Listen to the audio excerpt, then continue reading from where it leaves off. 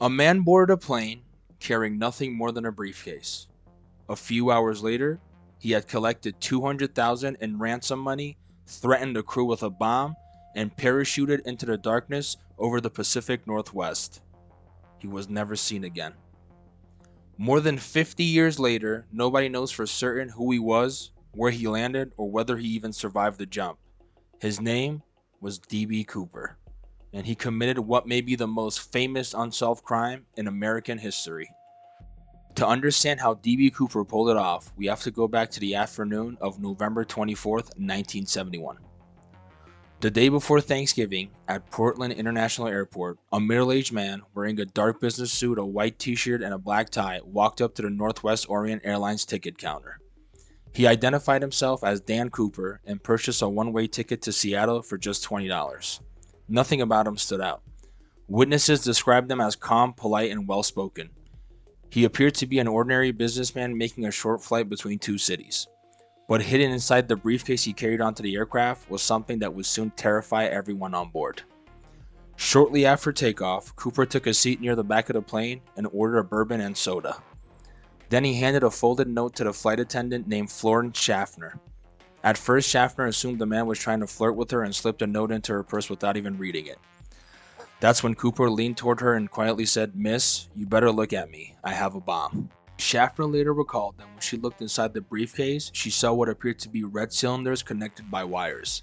Whatever was inside, she wasn't willing to take any chances. Cooper's demands were simple.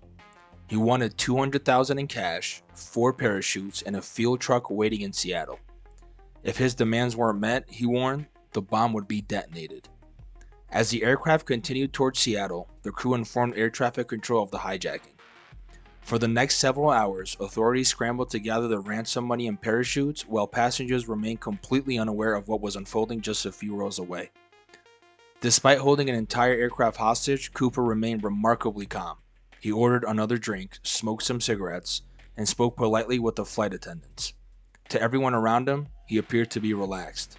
But the situation was quickly becoming one of the most dangerous events in American aviation history. 5:39 p.m., Flight 305 landed at Seattle-Tacoma Airport. By that time, authorities had no choice but to agree to Cooper's demands. As the aircraft taxied across the runway, FBI agents, local police, and airline officials worked frantically behind the scenes to deliver the ransom money and parachutes. Inside the cabin, passengers still had no idea how serious the situation had become. One by one, Cooper's demands were brought to the aircraft. A flight attendant collected the cash and parachutes and delivered them directly to him. Only then did Cooper begin releasing the hostages. The passengers were allowed to leave the aircraft safely, ending a terrifying ordeal they never fully understood until it was over. But Cooper wasn't finished. While the passengers walked to safety, he ordered the pilots, a flight engineer, and 2 flight attendants to remain on board. His plan was just entering its final stage. After refueling, Cooper instructed the crew to take off once again. This time, the destination was Mexico City. But somewhere between Seattle and Mexico, high above the dark forests of the Pacific Northwest, Cooper intended to disappear, and that's exactly what he did. Shortly after 7:40 p.m., Flight 305 took off from Seattle for the second time. Following Cooper's instructions, the Boeing 727 flew at a relatively low altitude and reduced speed. The weather outside was far from ideal. Heavy rain, strong winds, and near total darkness covered much of the Pacific Northwest. As the aircraft continued south, Cooper instructed one of the flight attendants to show him how to operate the plane's rear staircase. The Boeing 727 was one of the few commercial aircraft at the time with stairs that could be activated while in flight. After receiving the instructions he needed, Cooper ordered the remaining flight attendant to join the crew in the cockpit and close the door. For the next several minutes, Cooper was all alone. At around 8 p.m., the crew noticed a warning light indicating that the rear staircase has been activated. A short time later, they felt a sudden change in air pressure. Then came a noticeable upward movement of the aircraft as if a significant amount of weight had suddenly left the airplane. The crew could only guess what happened. Somewhere over the dark forest below, D.B. Cooper had jumped. He carried a parachute, the ransom money, and whatever secrets he hoped to keep hidden forever. When Flight 305 finally landed in Reno, Nevada, authorities rushed aboard the aircraft. Cooper was gone. The only thing he left behind were a few personal items, including his clip-on tie. The man who hijacked an airliner, collected a fortune, and vanished into the night has seemingly disappeared without a trace. The moment Flight 305 landed in Reno, a massive investigation began. FBI agents boarded the aircraft and searched every inch of the cabin for evidence. What they found was surprisingly little. Cooper had left behind several cigarette butts, a black clip-on tie, and a few fingerprints, but the man himself was nowhere to be found. Authorities quickly launched one of the largest manhunts in FBI history. Search teams combed through miles of rugged wilderness across Washington and Oregon. Helicopters scanned dense forests from above while investigators interviewed witnesses and analyzed flight data in an attempt to determine where Cooper may have landed.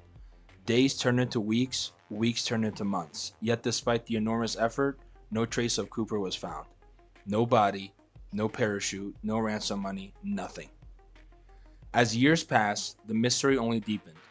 The FBI investigated hundreds of suspects and followed thousands of leads. Some believed Cooper was an experienced military paratrooper. Others argued no one could have survived a nighttime jump into a storm carrying a heavy bag of cash. But without evidence, every theory remained exactly that, a theory. For nearly a decade, the case appeared to be at a dead end. Then, in February 1980, an unexpected discovery brought the mystery back to life. An 8-year-old boy was vacationing with his family along the banks of the Columbia River in Washington state. While digging in the sand, he uncovered several bundles of the decaying $20 bills. When investigators examined the serial numbers, they made a startling discovery. The money matched the ransom cash given to D.B. Cooper 9 years earlier. In total, investigators recovered 5,800 of the original 200,000 ransom. It was the first physical evidence connected to Cooper that had been found since the hijacking. But instead of solving the mystery, the discovery raised even more questions. How had the money ended up there? Had Cooper buried it himself? Had it washed downstream after his death? Or was someone else involved? No one could say for certain, and despite years of additional investigation, the remaining ransom money was never recovered. Neither was Cooper. More than 50 years later, investigators and amateur sleuths are still debating the same question. Did D.B. Cooper survive? Some believe he did. Supporters of this theory point to Cooper's calm demeanor throughout the hijacking. He appeared confident, knew the details about the aircraft, and carefully planned every step of the operation. To them, Cooper wasn't acting like a desperate criminal. He was acting like someone who knew exactly what he was doing. Others strongly disagree. The night of the jump was cold, rainy, and extremely dangerous. Cooper was wearing a business suit and dress shoes, not proper parachuting equipment. The terrain below consisted of dense forests, steep hills, and fast-moving rivers. Even experienced parachutists would have struggled under those conditions. Many investigators believe Cooper never even survived the jump. If that's true, his remains may still be hidden somewhere in the wilderness of the Pacific Northwest. The problem is that there has never been enough evidence to prove either theory, and uncertainty has kept the mystery alive for more than half a century. Over the years, the FBI investigated hundreds of potential suspects. Some were dismissed almost immediately. Others seemed to fit the profile surprisingly well.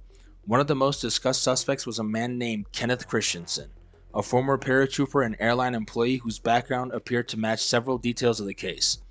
Another frequently mentioned suspect was Robert Rackstraw, a military veteran whose skills and experience led some investigators to believe he could have carried out the hijacking.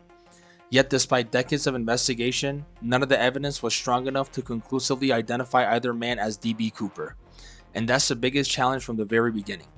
Every promising lead eventually runs into the same problem, a lack of proof. No suspect has ever been definitively connected to the hijacking. No confession has ever been verified, and no evidence has ever solved the mystery once and for all.